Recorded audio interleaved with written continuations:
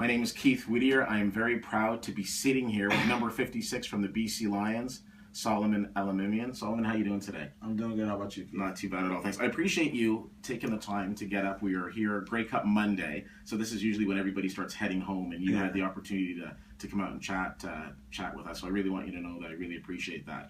I want to congratulate you on all of your fantastic individual accomplishments this year.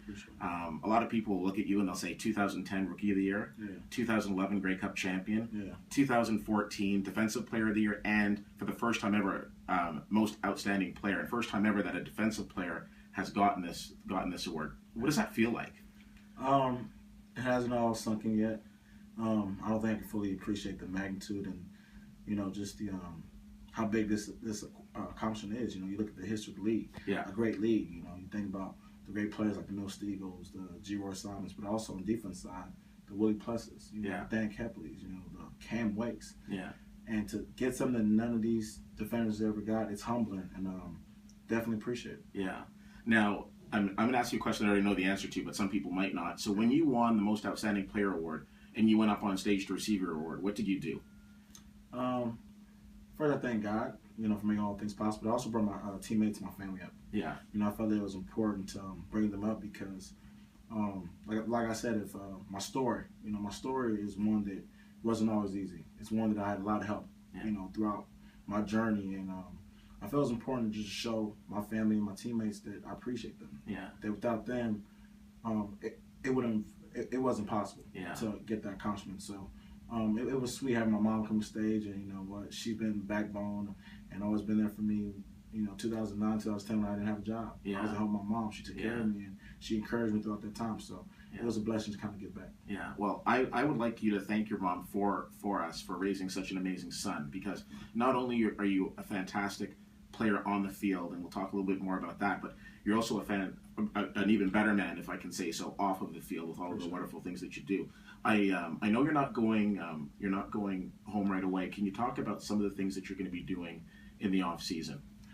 Okay, so pretty much my off season is all about, first I like to get back to the family, spend some time with the family, because during the season you're so stressed out and you don't have a chance to kind of bond with your family like you'd like to. It's all about football, it's all about business. So I like to just take a month and go home for December and just spend time with my family, my brothers and my sisters. But throughout the time I'm still working. I'm still working.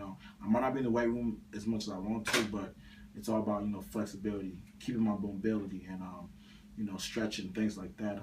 But also what's important to me is getting back to the community. Been involved last year, stayed here last year, first time in Vancouver, and worked some Lions programs which dealt in the community. Did a lot of community service, and pretty much just dealing and talking to kids, talking to youth about making positive choices, and how the choices they make today will impact their future, which is very important. One of the things that you hear about in sports a lot of times is you'll hear some athletes say, they don't really take on the role model role, or it's not something that they ask for. And I'm not necessarily saying it's something that you've asked for, but I appreciate the fact that you look at your position in the community and you're giving back to the community as well. That's very important to you. Big time. I grew up in South Central LA, Crenshaw, LA, and I had a tough time growing up in LA. My youth the time my youth spent at Crenshaw was tough for some fact that different forces pulled me different directions. On one hand, I had brothers and father that cared about me, strong family cared about me. But on the other hand, I've seen a lot of my friends doing wrong things.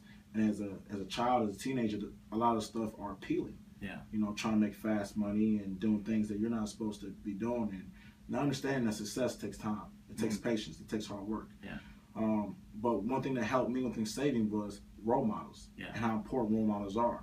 Like I said, my older brother, who's a strong figure in my life, my father, who had a PhD in English, and just taught me how to be a man.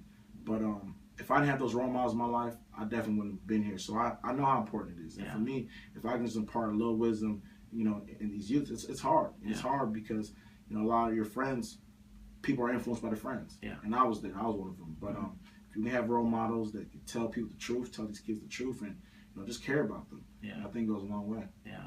Now, I want to take a little bit of time and talk about the Grey Cup. Now, I don't want to be insensitive. I understand you're a competitive person, and as much as the individual accomplishments are fantastic, the prize that you want eluded you this year. What were your thoughts? What were your thoughts on the game yesterday? It was emotionally overwhelming. Okay. Just sitting and watching the game at home. First time I've been at BC Place not playing the game. Yeah. So emotionally it was tough because it's like you got people that they're not on the team playing in your home. Yeah. But Calgary and Hamilton are two great teams and they deserved it. Yeah. But one thing that I was thinking about was motivation. Yeah. How much it hurt watching somebody take what you ultimately wanted. That's a great cup and playing on that stage in front of your fans. Yeah. But I think it served as motivation, understanding that the offseason starts now. Yeah. For us to get back next year in 2015, it starts now. Yeah. And I think that if the team buys in, we'll be all right. But nonetheless, it started off slow. The game started off slow, but it was a wild finish. Yeah. I think that it ended how we thought it would end in a way. Calgary is just a good, solid team. And Hamilton had a chance, especially at the end if that, return hadn't been called back on Brandon Banks. But it was an emotional game. It was a good game. So, you read the press and there's always that blame game. And what do you think of the whole Taylor Reid piece that people are blaming him for the penalty? I mean, the way that I look at it is you win as a team and you lose as a team. Yeah. And a game doesn't come down to one play. And that's the thing. The game doesn't come down to one play. So if it's a kicker that missed a field goal and your team loses, everybody blames the kicker. But, there's many opportunities that Hamilton, could have had, to make plays. But, I know Taylor. Yeah. I know how tough it is as a competitor that, you feel like you let the team down. But, honestly, it wasn't his fault. Yeah. And people have to understand that in a football play, there's many plays that do get called, as many plays that don't get called.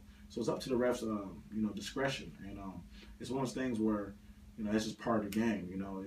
It's funny how things end up on one play, but there's many plays that affected that game. Yeah, and you know what? I'm very excited for 2015. I can feel like the energy in you right now. Yeah. I do not want to be coming across the middle with 56 bearing down on me because I think someone's going to get hurt.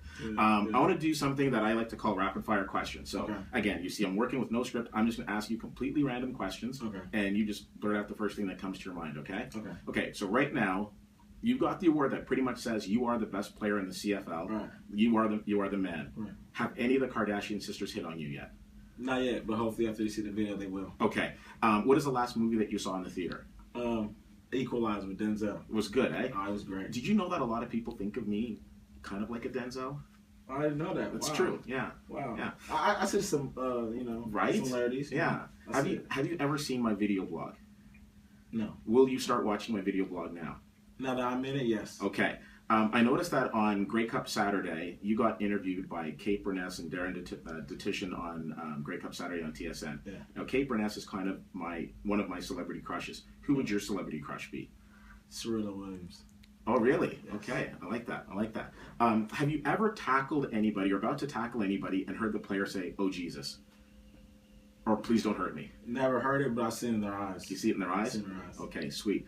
You know what? I really want to thank you for doing this. This is absolutely fantastic. You're an amazing player, a fantastic human being. I wish you nothing but success in 2015. One thing though, I noticed Kate Burness is following you on Twitter, but she's not following me. Can you please tell her that she should follow me on Twitter? Kate, follow my man Keith on Twitter. You're a beautiful man. Thank you so much for everything. All the best. My name is Keith Whittier. This is Solomon Elimimian, number 56 from your BC Lions. Thanks so much for checking out this blog.